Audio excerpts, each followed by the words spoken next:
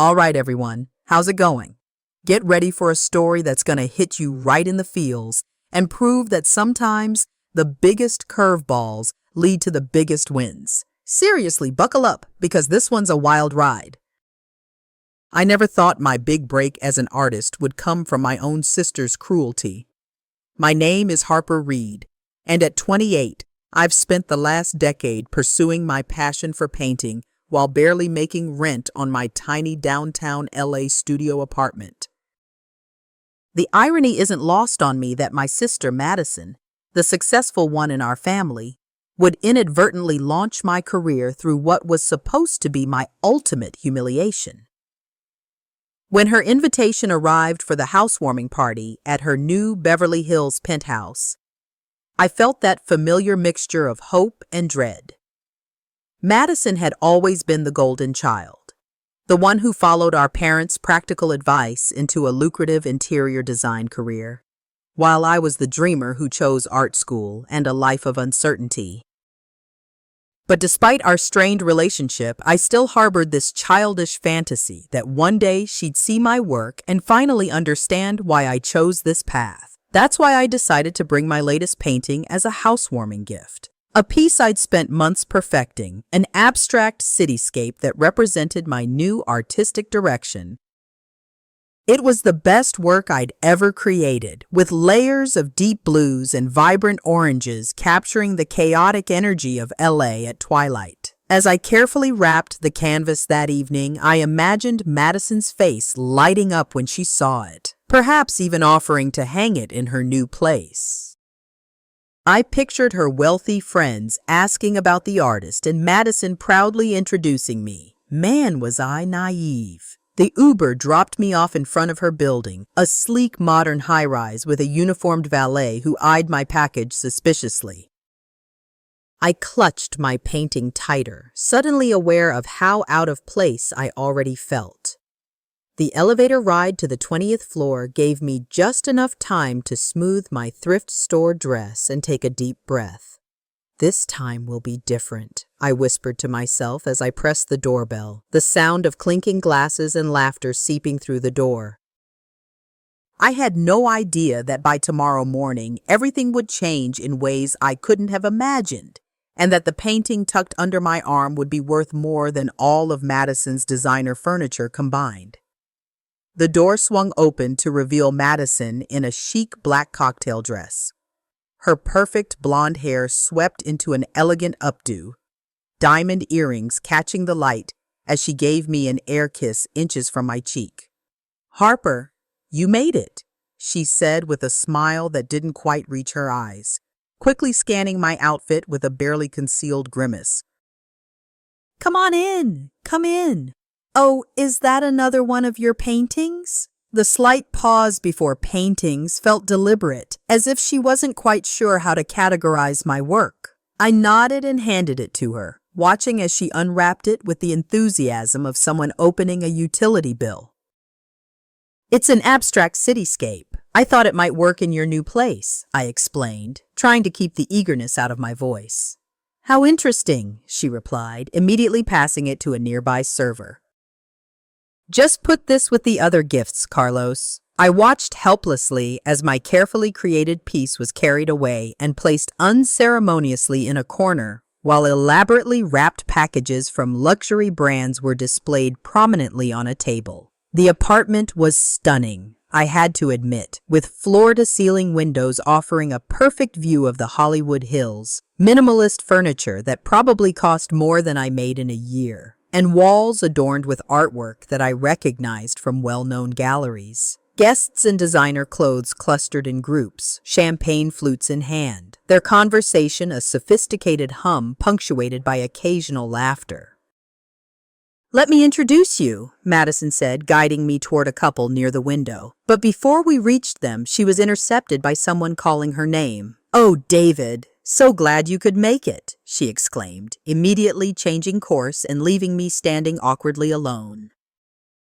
I made my way to the bar, ordering a glass of wine to steady my nerves, and found myself standing next to an older gentleman with kind eyes and a slight European accent. "Quite the bash, isn't it?" he commented with a slight smile that suggested he found it all a bit much too. I'm Simon.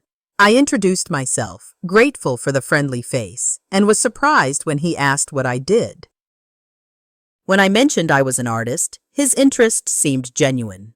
What medium do you work in? He asked, and for a few minutes I found myself engrossed in a conversation about technique and inspiration. Just as I was describing my process, Madison appeared, linking her arm through Simon's. I see you've met my little sister, she said with a laugh. Simon is one of my most important clients, Harp. He has quite the collection of real art. The emphasis on real wasn't subtle. Before I could respond, she was pulling him away. You simply must meet the Davisons. They just acquired the most amazing piece from that gallery in Culver City. Her voice trailed off as they disappeared into the crowd. Throughout the evening, this scene repeated itself in various forms. Whenever I managed to engage in conversation with someone who showed interest in my work, Madison would materialize to redirect them. I began to notice my painting being moved farther and farther from the main gathering, eventually ending up near the coat closet. The memory of our childhood bedroom surfaced unexpectedly, the clear division between her immaculate half and my creative chaos. How she would complain to our parents about my mess spreading onto her side. How they would always take her side. Your sister is more organized, they'd say. You could learn from her example. Even then, she had a way of making my passion seem like a character flaw. I pushed the memory away and tried to maintain a positive attitude. But with each passing hour, the weight of feeling unwelcome grew heavier. Still, I held on to a sliver of hope that somehow tonight could be a turning point for us. The evening progressed like a slow-motion car crash that I could see coming but was powerless to stop. As more champagne flowed, Madison's comments about my career became increasingly barbed. Harper still believes she'll be discovered one day, she announced to a group of her friends as I approached, her tone suggesting she was discussing a child's belief in Santa Claus. How many gallery rejections has it been this year, Harp? 12? 15? I forced a smile, feeling my cheeks burn.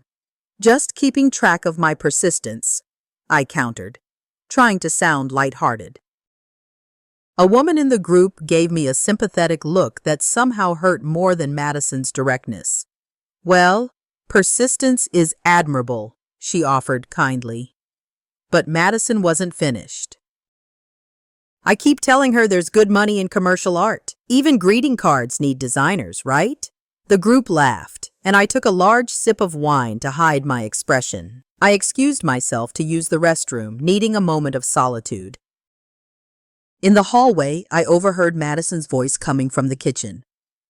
I'm supporting her hobby as much as I can, but at some point she needs to grow up and get a real job, she was saying to someone. Our parents helped her through art school, which was already more than it was worth. Now they're asking me to encourage her talent, as if I don't have my own career to focus on. The casual dismissal of everything I'd worked for felt like a physical blow. I'd been working 2 part-time jobs to support my art, never asking our parents for money since graduation, a fact Madison knew perfectly well.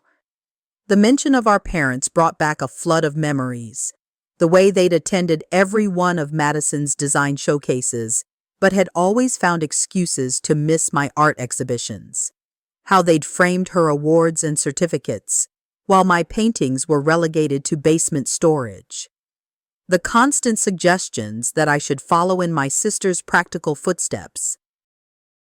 I'd always attributed their behavior to genuine concern for my financial stability. But standing in my sister's expensive apartment, listening to her misrepresent my life to make herself look better, I wondered if they'd simply valued Madison's choices more than mine all along. When I returned to the party, I noticed my painting had been moved yet again, this time to a spot near the drink station.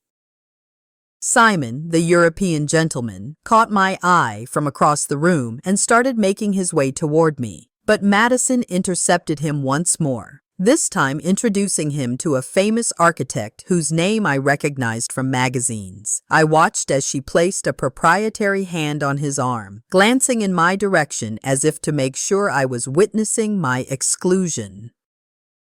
It wasn't the first time Madison had deliberately undermined me. There was the high school art competition where she'd accidentally spilled coffee on my entry the night before submission.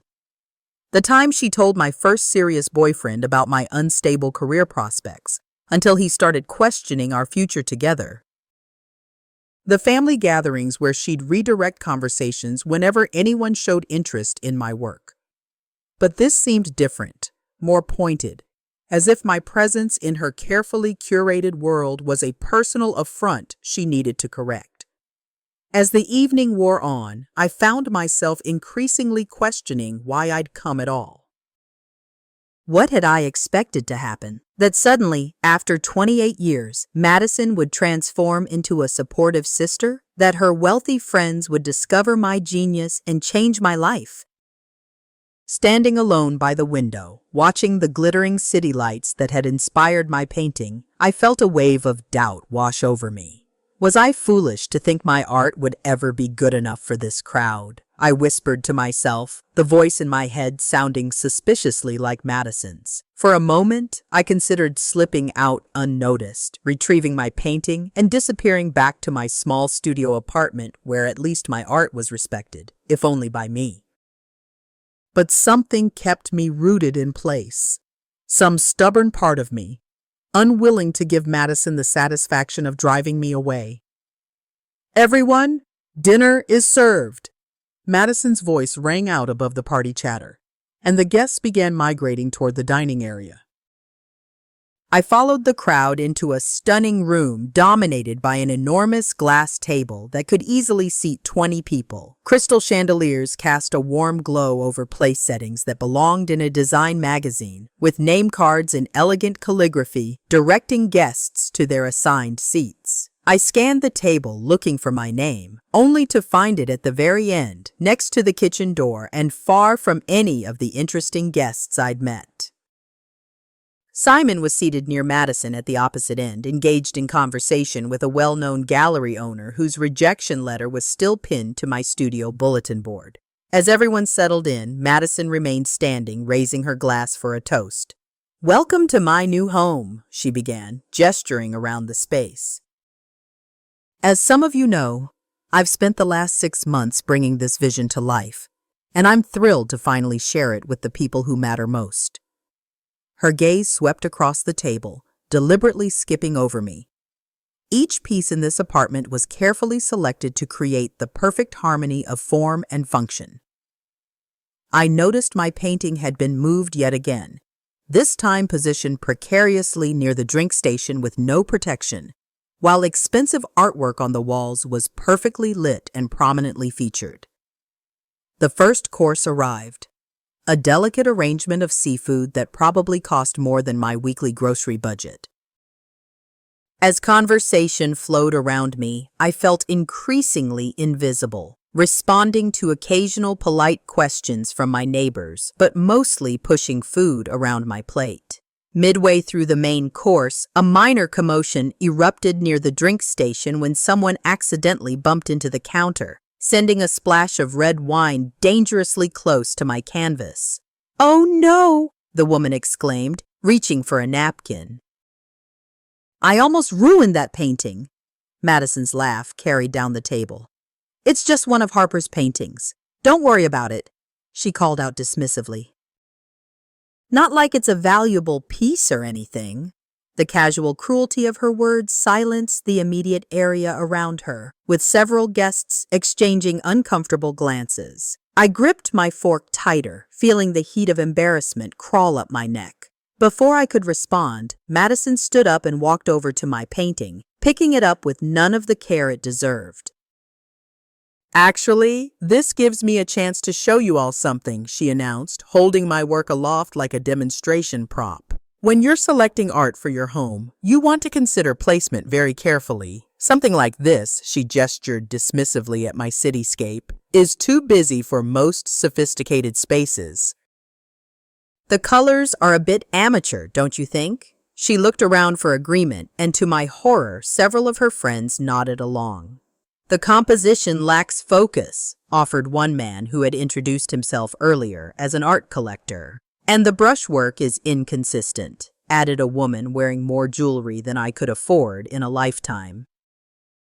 Each comment felt like a physical blow, reminding me of childhood art classes where my work was displayed alongside Madison's perfect still lives. While teachers praised her technical precision, they often struggled to find kind words for my more emotional, abstract approach. "You have unique ideas, Harper," they would say carefully. "But you need to master the basics first." I'd eventually learn to embrace my distinctive style. But sitting in Madison's dining room, I was transported back to that feeling of inadequacy. The memory of my 12th birthday surfaced without warning, when I'd spent weeks creating a series of small paintings to display at my party. The morning of the celebration, I discovered them torn and crumpled in the trash. Madison had claimed our dog destroyed them, but the precise tears told a different story. Our parents had sided with her as usual, and my birthday became about replacing my ruined hobby things rather than celebrating my art. Now, 16 years later, nothing had changed. Madison continued her impromptu design lecture, walking around the room with my painting, pointing out how it clashed with various elements of her decor. The audience was growing visibly uncomfortable, but no one intervened. Even Simon, who had seemed genuinely interested in my work earlier, was watching with a furrowed brow, but remained silent. I felt paralyzed, torn between the desire to stand up for my work and the fear of causing a scene that would only further embarrass me. Just when I thought the humiliation couldn't get worse, Madison brought my painting over to the bar, set it down flat on the surface, and deliberately placed her wine glass directly on the canvas. "This is actually more useful as a coaster than wall art," she declared with a smirk, the red liquid in her glass sloshing dangerously close to the edge. The room fell into a stunned silence as the wine glass sat on my painting, a dark circle of condensation already forming on the carefully crafted surface. Time seemed to stop as I registered what was happening. My sister, my own flesh and blood, had just deliberately defaced my art in front of a room full of influential people in the art world. Some guests tittered nervously, others looked away in secondhand embarrassment, and a few shot sympathetic glances in my direction. One woman whispered, "That's just cruel," to her companion, not quite quietly enough. I felt as if I were watching the scene from above, disconnected from my body as hot waves of humiliation washed over me. This wasn't just about the painting anymore. This was Madison making a public statement about my value as both an artist and a person. The realization that this was intentional, that she had orchestrated this entire evening to put me in my place, crashed over me with stunning clarity. Every accidental slight, every interruption, every relocation of my painting had been building to this moment of ultimate degradation. I could see it in her eyes as she stared directly at me, a challenge, almost daring me to react. The familiar childhood pattern reasserted itself. If I got upset, I'd be labeled as oversensitive. If I fought back, I'd be the troublemaker ruining her perfect party. My hands trembled beneath the table as memories flooded back, years of similar moments accumulating into an unbearable weight. There was the time she'd accidentally used my portfolio sketches as scrap paper before a college interview. The Christmas she'd announced my breakup to the entire family before I'd had a chance to tell anyone. The countless times she'd interrupted me when I was talking about my work to redirect the conversation to her achievements. Each memory clicked into place like pieces of a puzzle, revealing a lifelong pattern I'd been too desperate for her approval to acknowledge. Across the room, I caught Simon's eye. Unlike the others, he wasn't pretending to be engrossed in conversation or examining the ceiling fixtures. He was watching Madison with an expression of undisguised disapproval, his lips pressed into a thin line. When his gaze shifted to me, I saw something unexpected. Respect. Not pity, not embarrassment, but a quiet acknowledgement that seemed to say, "You deserve better than this." It was that look from a complete stranger that finally broke through my paralysis. I stood up carefully, my chair scraping against the hardwood floor in the quiet room. All eyes turned to me as I walked deliberately toward the bar, where Madison still stood triumphantly beside my defaced painting. Without a word, I removed her glass, placing it firmly on the actual coaster next to it.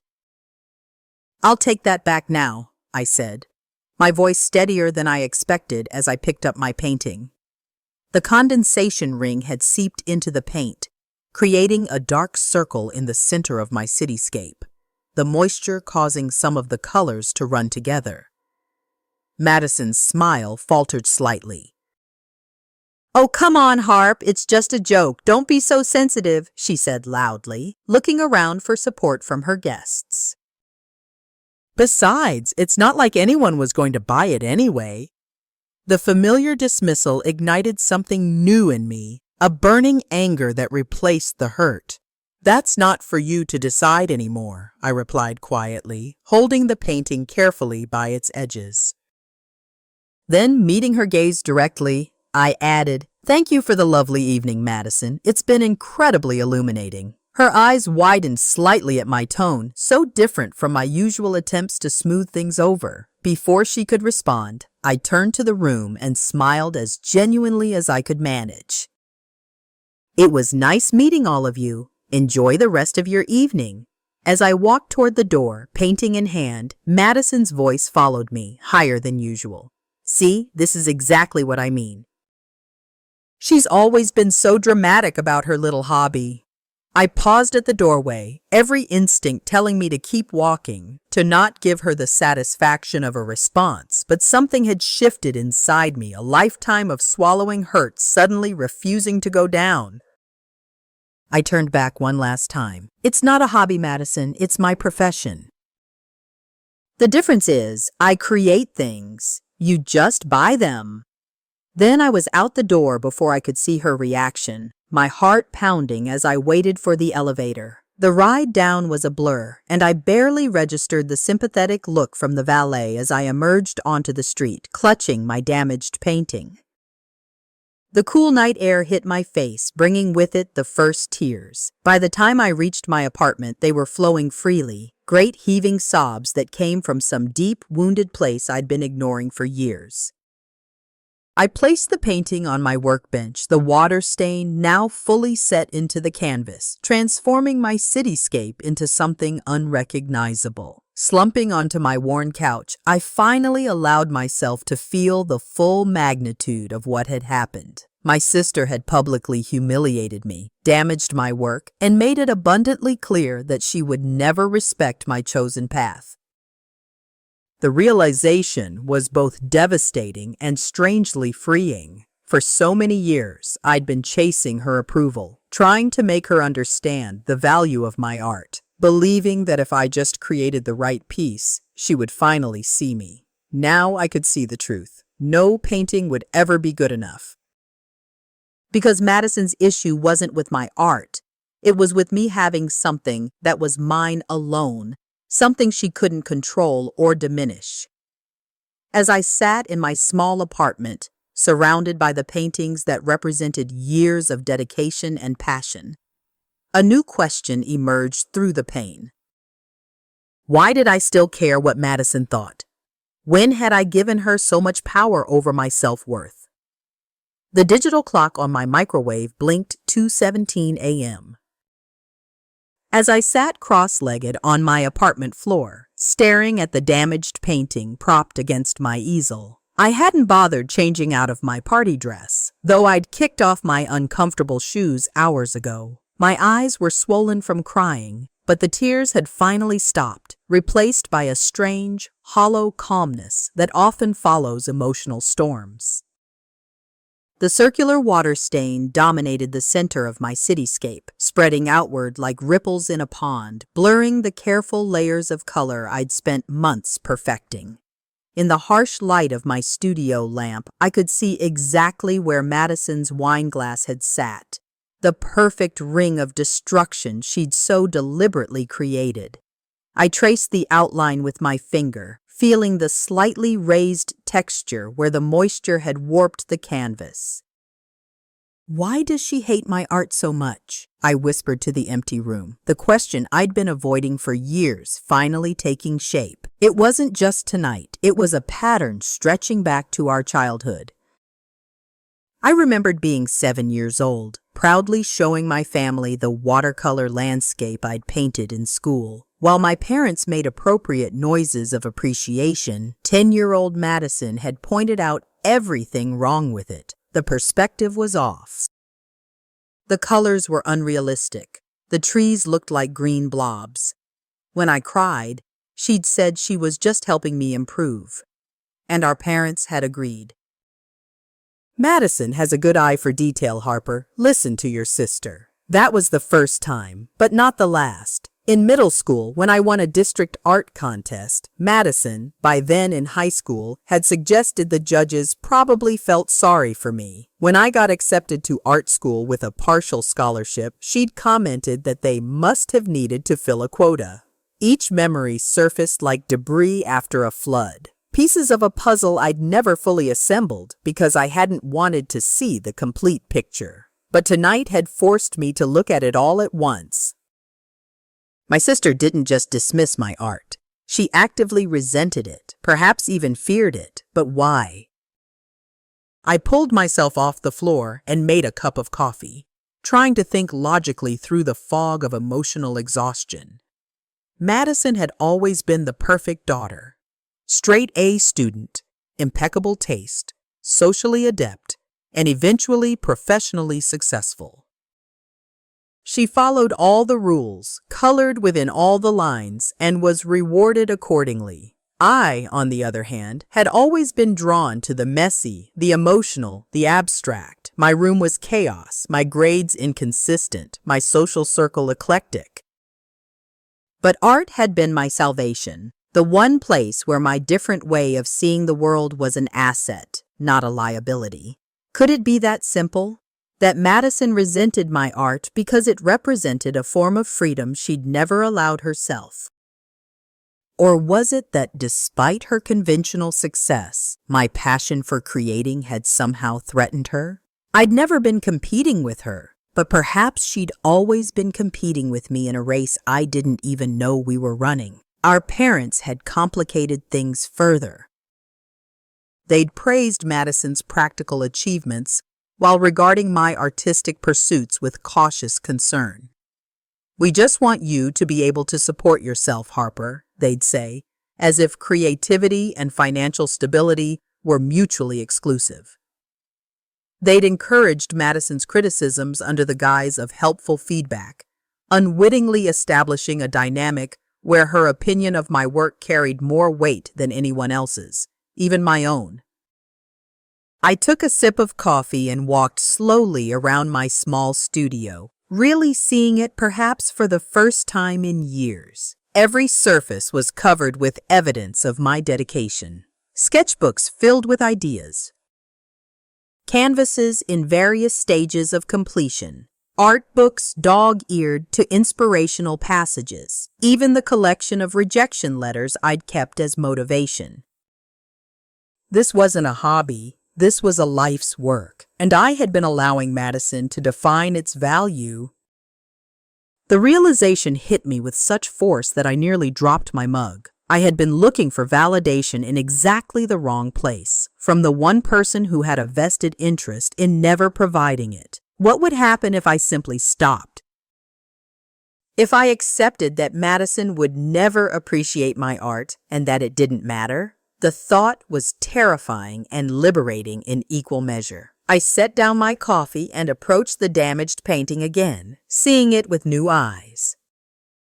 The water stain that had seemed so destructive now presented an interesting contrast to the precise cityscape beneath it. What if instead of trying to fix or hide the damage, I incorporated it? What if I made it a feature rather than a flaw?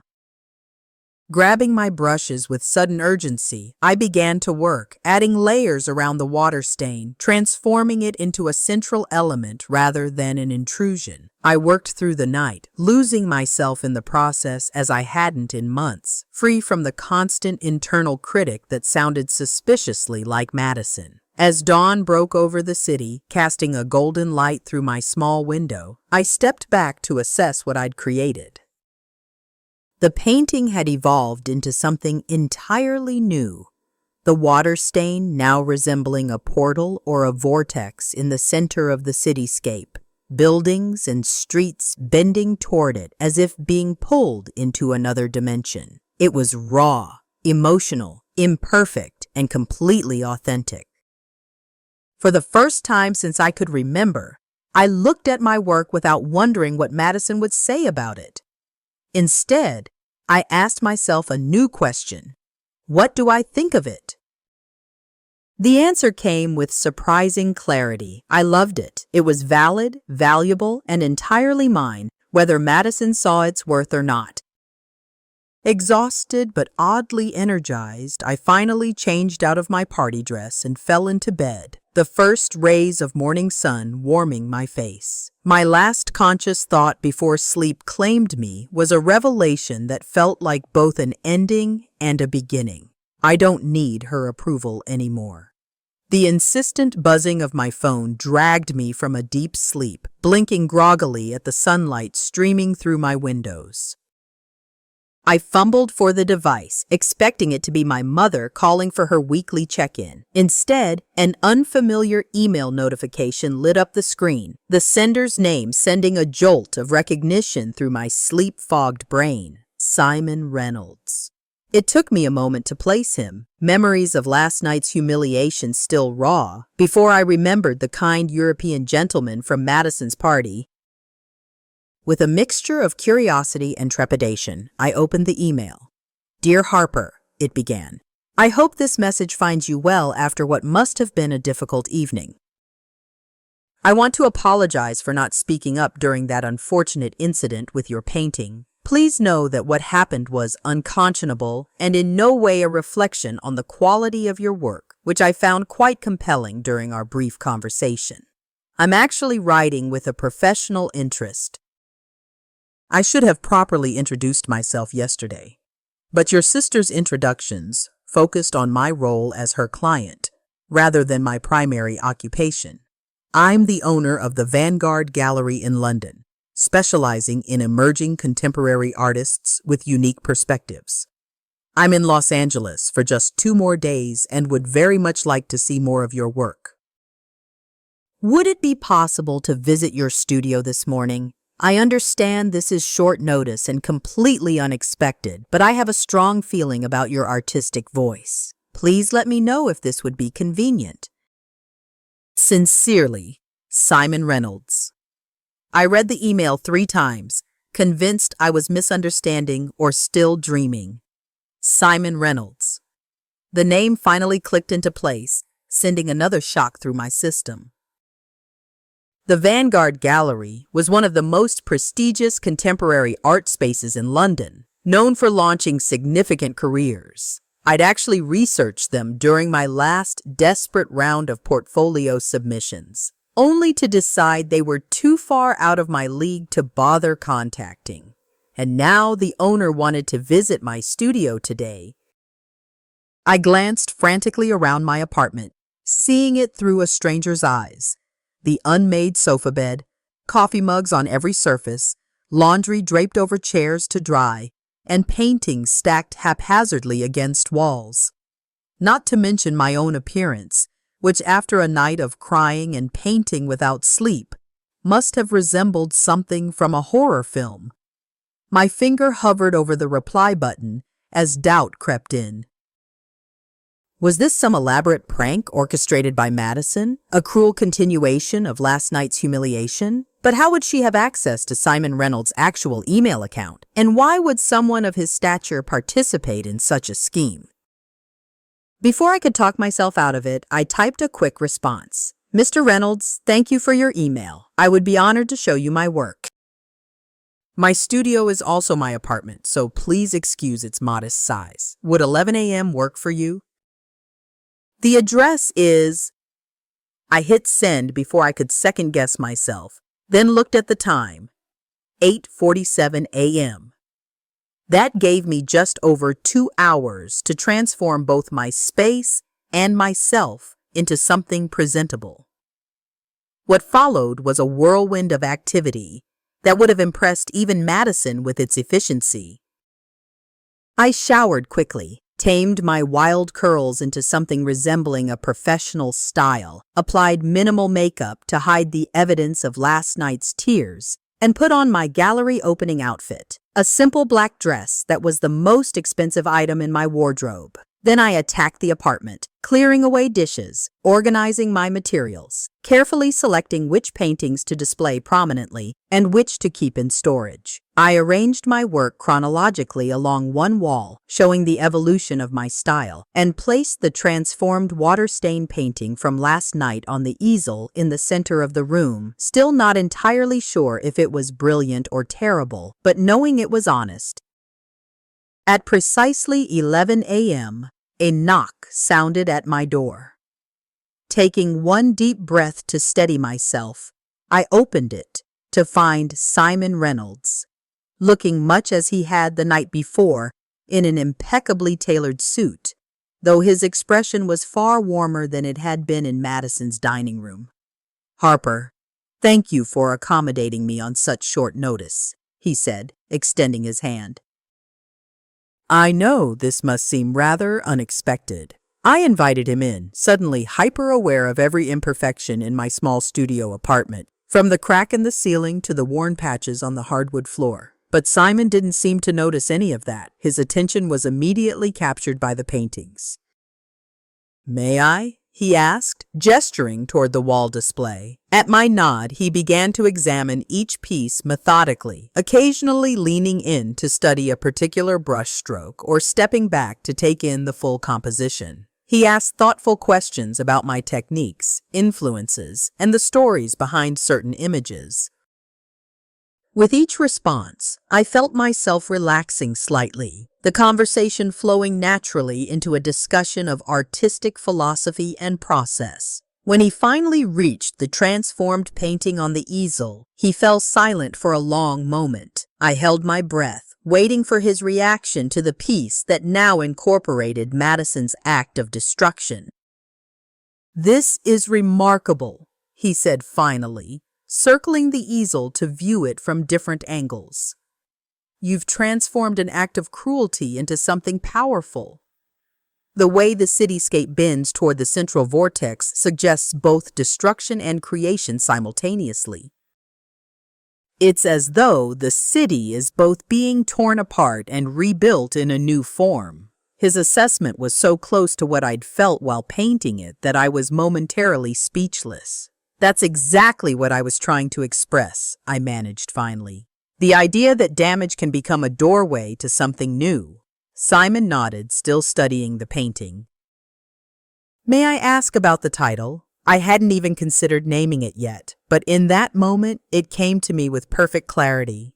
"Breakthrough," I said simply. A smile spread across his face. "Perfect." He straightened up and turned to face me directly. "Harper, I'm going to be very straightforward with you. Your work has exactly the quality I've been looking for to round out my gallery's fall exhibition.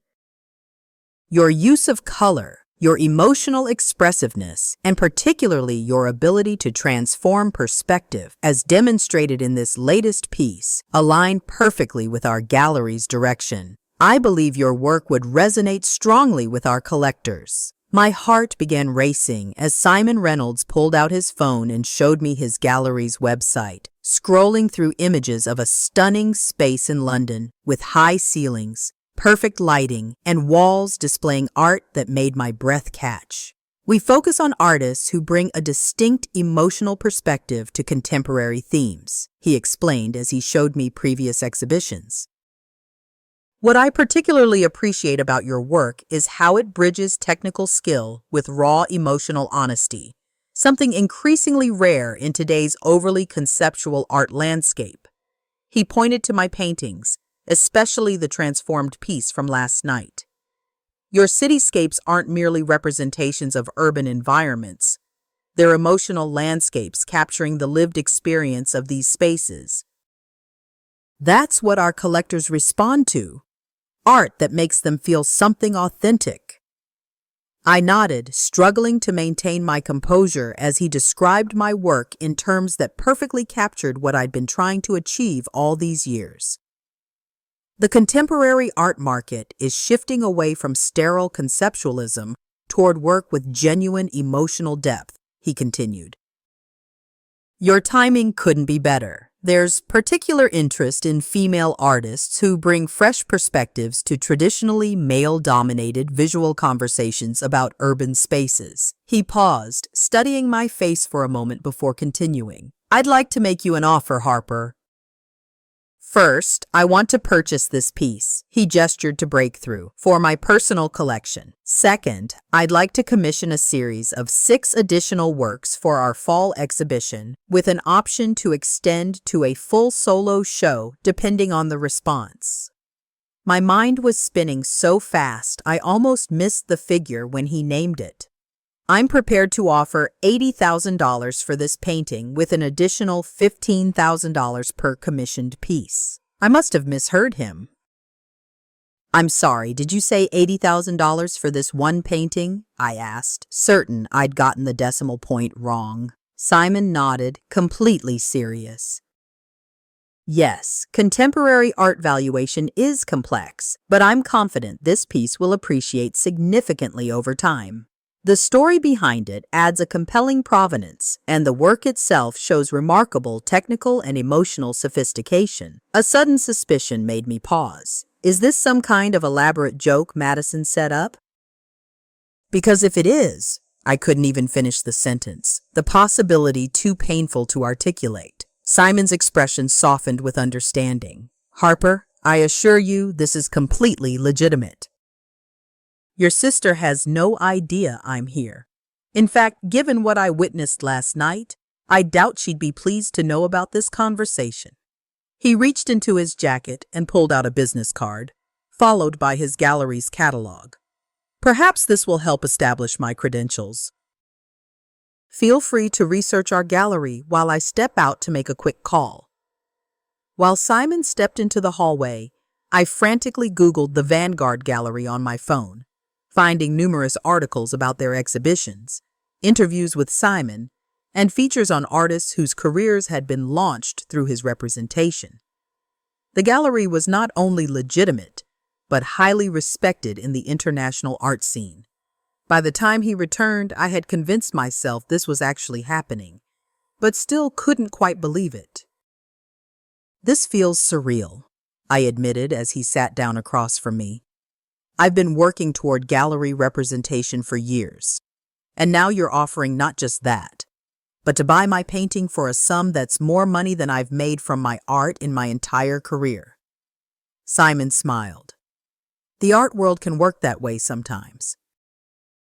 Years of seeming inattention followed by sudden recognition. But make no mistake, this isn't charity or luck. It's recognition of talent and vision that has clearly been developing for years. He pulled out a contract, explaining each clause carefully, from the purchase agreement for Breakthrough to the commission terms, exhibition expectations, and gallery representation details. As I read through the paperwork, a persistent worry nagged at me. Why me, though? There are thousands of artists in Los Angeles alone. What made you notice my work specifically? Simon considered the question seriously. Initially, it was your conversation at the party. You spoke about your process with unusual clarity and passion. Then when your sister, he paused, choosing his words carefully. When that unfortunate incident occurred, I observed how you handled it with dignity. But ultimately, it's the work itself. Your paintings have a distinctive voice that cuts through the noise of contemporary art trends. That's remarkably rare. His answer felt genuine, but the suspicion cultivated by years of Madison's manipulations died hard. Would you mind if I had someone look over the contract before signing? I asked, half expecting him to withdraw the offer at this sign of hesitation. Instead, he nodded approvingly. I'd be concerned if you didn't. Take your time. Have a lawyer review it. I'm in Los Angeles until tomorrow evening. It took 3 hours, most of my emergency savings, and a frantic call to a lawyer friend of a friend. But by late afternoon, I had confirmation that the contract was not only legitimate, but unusually favorable to the artist. Shortly after 5 p.m., with hands that trembled slightly, I signed the papers. Simon transferred the first payment immediately, showing me the confirmation on his banking app. The moment the transaction was complete, a surreal wave of emotion washed over me. In the space of 24 hours, I had experienced the depths of humiliation and the heights of professional validation. The painting that Madison had casually defaced as worthless was now valued at more money than she likely spent on her entire dinner party. As Simon carefully wrapped Breakthrough for transport, discussing logistics for shipping the commission works once they were complete, a plan began forming in my mind. A way to reclaim not just my professional dignity, but perhaps something even more valuable, my sense of self-worth that had been eroded by decades of Madison's subtle and not-so-subtle undermining. With Simon gone and night falling over the city, I found myself sitting alone in my apartment, staring at the bank notification on my phone. $80,000 transferred to my account. It was more money than I'd ever had at once, enough to pay off my remaining student loans, cover rent for months while I worked on the commission pieces, and even put some aside for the future. The practical implications were enormous, but it was the symbolic victory that kept bringing unexpected tears to my eyes. I called my best friend Riley, who had listened to years of stories about Madison's undermining, and her scream of excitement when I told her the news was so loud I had to hold the phone away from my ear. "You have to tell her," Riley insisted after I'd explained everything. "This is too perfect. The universe literally handed you the most amazing comeback of all time." The thought had been circling my mind all afternoon. Should I tell Madison? Part of me desperately wanted to see her face when she learned that her attempt to humiliate me had backfired so spectacularly. Another part wondered if sharing the news would just be perpetuating our toxic dynamic, giving her power by showing how much I still cared about her opinion. My phone buzzed with messages from other friends as Riley spread the word. Everyone offering congratulations and various creative suggestions for how to inform Madison about the sale. Take a video of her reaction. Wait until your exhibition and send her an invitation with the price list.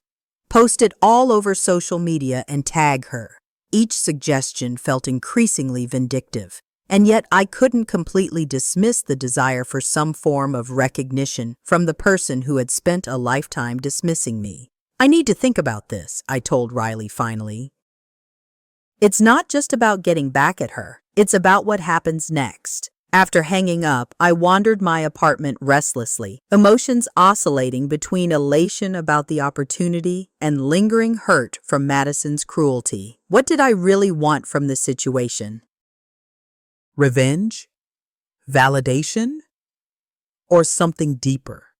Like finally breaking free from the pattern that had defined our relationship for decades. Around midnight, a clarity began to emerge. What I wanted most wasn't to hurt Madison the way she had hurt me. It was to stop caring whether she approved of my choices, to reach a place where her opinion of my art, my career, and my life no longer held the power to devastate me. But I also didn't want to pretend the sale hadn't happened, or that her actions hadn't directly led to this turning point in my career. There was a poetic justice to it all that felt too significant to ignore. The idea came to me as I was looking at the receipt Simon had provided for tax purposes. A simple document confirming the sale of Breakthrough for $80,000 to Simon Reynolds of the Vanguard Gallery, London. It wasn't flashy or dramatic, just a factual record of a professional transaction. And suddenly I knew exactly what to do. The next morning, I visited a framing shop in Silver Lake, one I'd walked past countless times but never entered due to its obvious expense. I handed over the receipt to be professionally framed in a simple black frame with archival matting. "It's a gift," I explained to the puzzled clerk.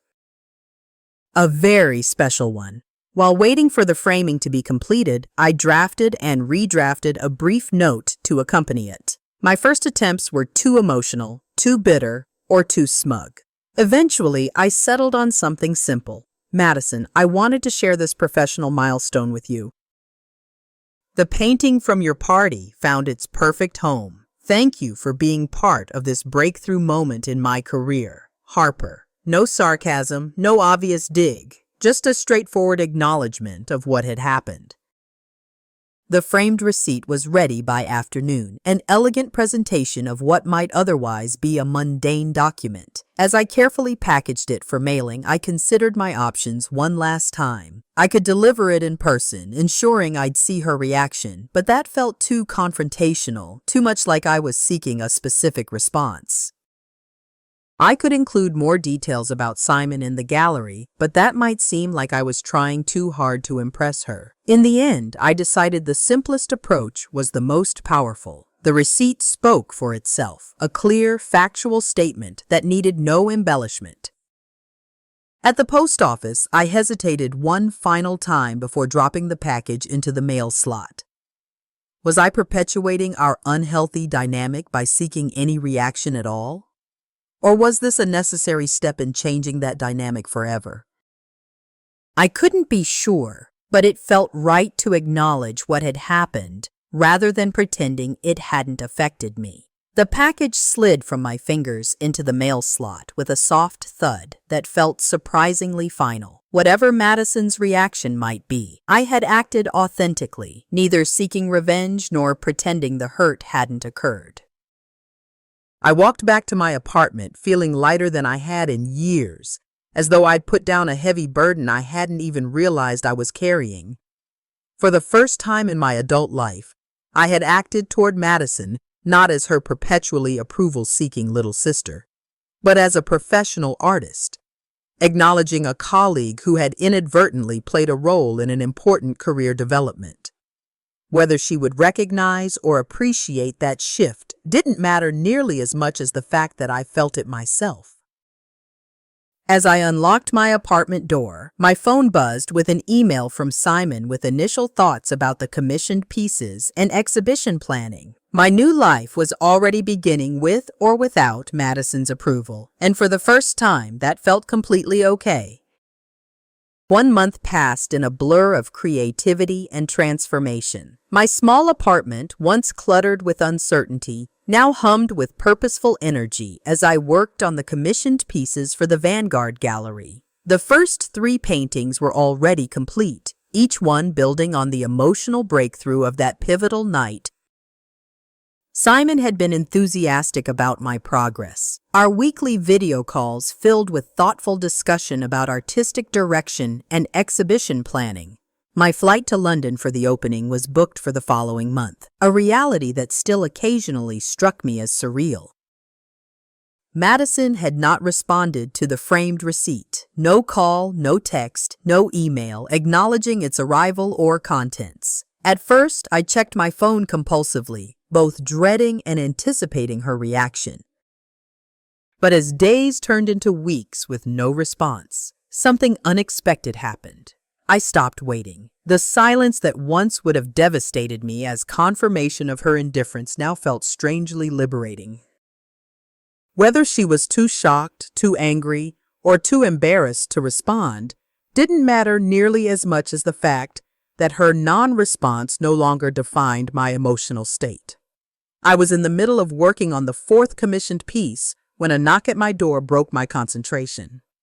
Expecting the delivery of new supplies, I opened it without checking, only to find myself face to face with my parents.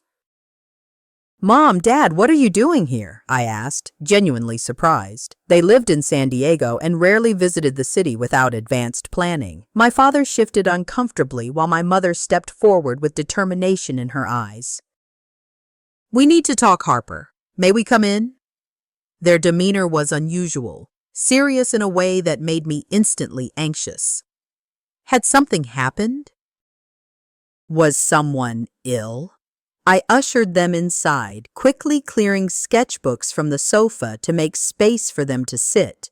My mother's eyes immediately went to the large canvas on my easel, her expression unreadable.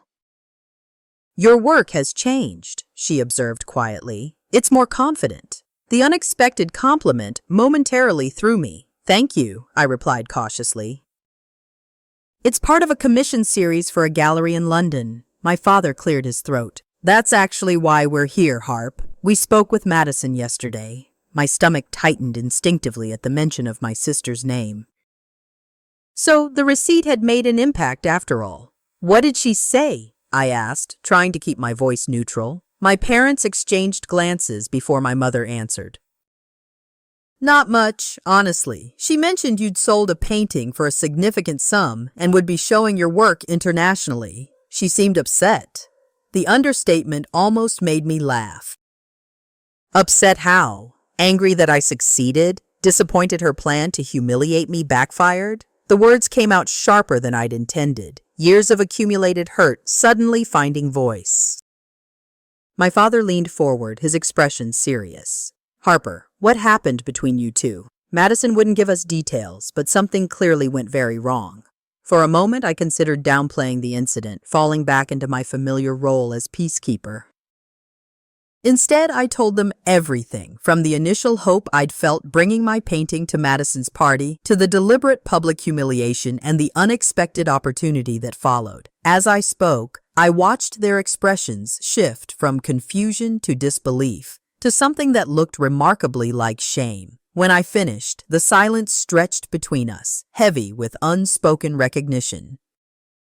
Finally, my mother spoke, her voice uncharacteristically small. We had no idea things had gotten so bad between you two. We knew you had your differences, but this?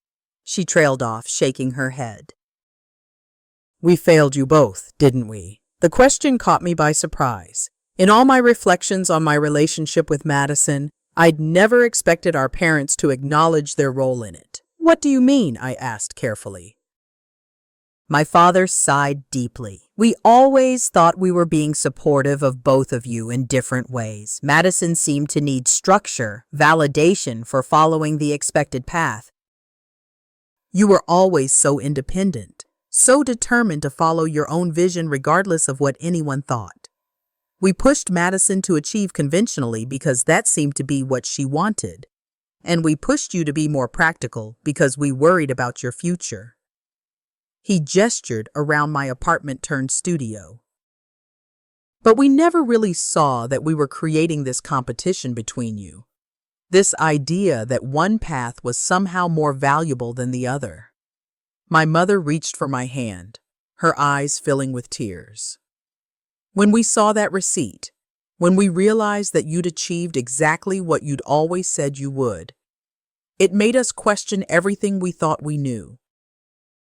We're so proud of you, Harper, and we're sorry we didn't show that more clearly all along. The conversation that followed was long and often difficult, unpacking decades of family dynamics, misunderstandings, and unintended consequences. For the first time, I heard how my parents had admired my determination while fearing for my stability, how they'd pushed Madison toward conventional success while secretly wondering if she was truly happy, how they'd never realized the extent to which their different approaches to parenting each of us had fostered resentment rather than sisterly support.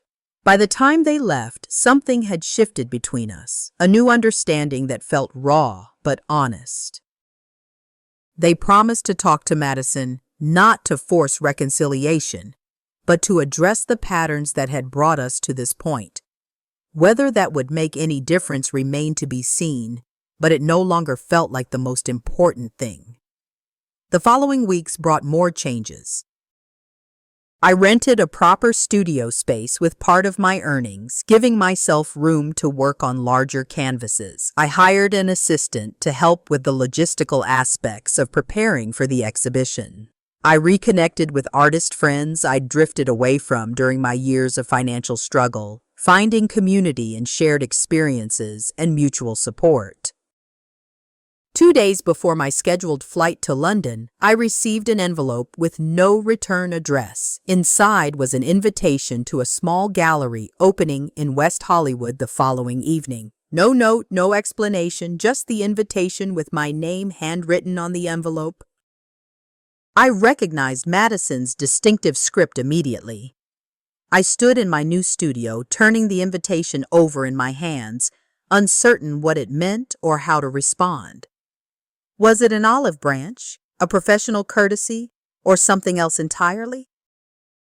After much deliberation, I decided to attend, not with expectations of reconciliation or vindication, but with openness to whatever might unfold.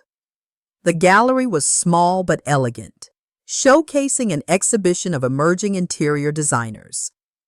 Madison stood near the center of the room, immaculate as always in a designer dress, surrounded by admirers. Our eyes met across the space, and for a moment neither of us moved. Then, to my surprise, she excused herself from her group and walked directly toward me. "You came," she said simply. Her voice carefully controlled. "I wasn't sure you would." I nodded, equally cautious. "Thank you for the invitation." An awkward silence fell between us. Years of complicated history making small talk impossible. Finally, Madison spoke again, her words clearly rehearsed but sincere nonetheless. "I've been thinking about what to say to you for weeks. I'm sorry seems insufficient for what happened at my party. It was cruel and deliberately hurtful.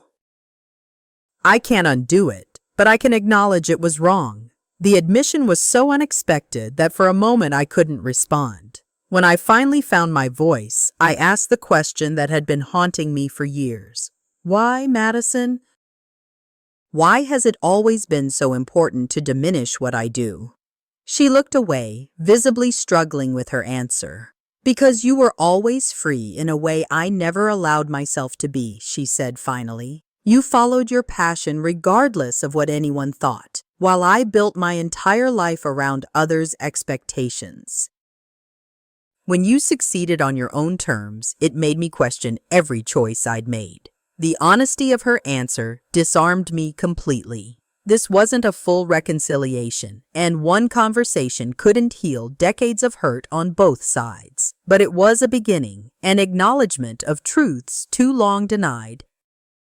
Whether we would ever rebuild a true sisterly relationship remained uncertain, but for the first time, it seemed possible that we might eventually find a new way to relate to each other as adults, separate but connected by shared history and newfound understanding. As I stood in the crowded gallery of my sister's professional world, preparing to depart for my own artistic debut across the ocean, I reflected on the strange journey that had brought me here. From the humiliation of having my art used as a coaster to the triumph of international recognition.